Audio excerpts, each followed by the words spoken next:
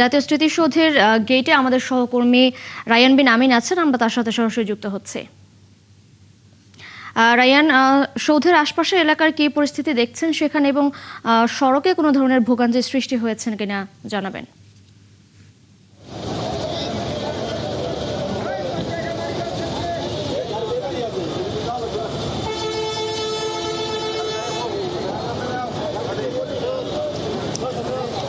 অন্যবারের তুলনায় কিন্তু এবার জাতীয় স্মৃতিসৌধে শ্রদ্ধা জানানোর যে ঢল, সেই ঢলটা কিছুটা কম মনে হচ্ছে।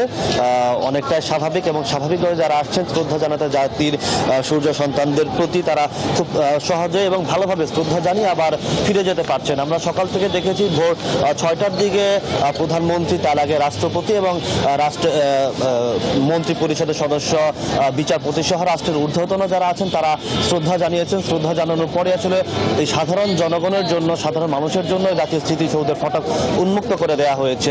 আমরা শাহবাগ থেকে এই নবীনগর পর্যন্ত মহাসড়কে দুবার ঘুরে দেখেছি।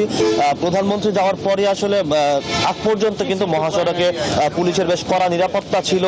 প্রতিটি গুরুত্বপূর্ণ পয়েন্টে পুলিশের ভালো নজরদারি ছিল, পাশাপাশি গোয়েন্দা সংস্থার নজরদারি ছিল। আর এখন পর্যন্ত বর্তমানে জাতীয় স্মৃতিসৌধের ভেতরে ঢাকা জেলার পুলিশ সুপার অবস্থান করছেন, এবং তিনি পুরো স্মৃতিসৌধে কিছুক্ষণ আগে ঘুরে দেখেছেন। নিরাপত্তা নিয়ে আমাদেরকে সন্তুষ্টি প্রকাশ করেছেন আমাদের কাছে।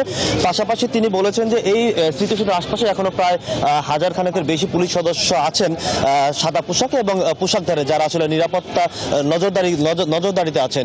এর বাইরে স্মৃতিসৌধে আসলে এখন বলা যায় যে অনেকটাই ফাঁকা। ঈদের যে একটা আমেজ এবার মনে হচ্ছে যে সেটা এখনো পর্যন্ত কাটেনি। ঈদের এই আমেজটা এখনো পর্যন্ত আছে, যার কারণে স্মৃতিসৌধে অন্যবারের মতো যেরকম আমরা মানুষের ঢল দেখি ভোর থেকেই, এবার এখনো পর্যন্ত সেটি শুরু হয়নি। তবে গণপূর্ত বিভাগ যারা স্মৃতিসৌধের দায়িত্বে আছেন তারা মনে করছেন যে হয়তো বেলা গড়ার সাথে সাথে এই স্মৃতিসৌধের যে ঢল, সেই ঢল বাড়বে, এবং সাধারণ মানুষের যে স্বতঃস্ফূর্ত উপস্থিতি এবং মানুষের যে শ্রদ্ধা জানানোর জাতীয় সূর্য সন্তানদের প্রতি, সেটিও কিন্তু বাড়বে। এর পাশাপাশি আমরা সাভারের স্থানীয় যে রাজনৈতিক দলগুলো আছে, বিশেষ করে বিএনপি এবং জামায়াতে ইসলামী, তারা কিন্তু এবার বিএনপি শ্রদ্ধা জানাতে প্রতি বরাবরের মতো শ্রদ্ধা জানাতে আসেন স্মৃতিসৌধে এবার এসেছেন। পাশাপাশি সাভারের যে জামায়াতে ইসলামী, সাভার, আশুলিয়া বা ধামরা, এই আশপাশের ঢাকা জেলার, তারা কিন্তু এবার প্রথমবারের মতো আসলে দলীয়ভাবে এই স্মৃতিসৌধে শ্রদ্ধা জানিয়েছেন। সকালে তাদের বিরোধী দলীয় নেতা এবং জামাতের আমির এসেছিলেন সকালে শ্রদ্ধা জানানোর জন্য। তারা কিন্তু তাদের সাথে এসেছিলেন শ্রদ্ধা জানানোর জন্য, এবং এটি কিন্তু সাভারে বা এই অঞ্চলে প্রথমবারের মতো বাংলাদেশ জামায়াতে ইসলামের শ্রদ্ধা জানানো।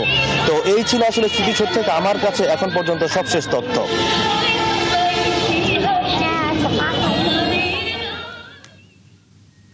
রায়ান বিন আমিন, আপনি সেখানে আছেন, থাকবেন আমাদের সঙ্গে। দর্শক, স্মৃতিসৌধের গেটের সামনে থেকে যুক্ত ছিলেন আমাদের সহকর্মী রায়ান বিন আমিন।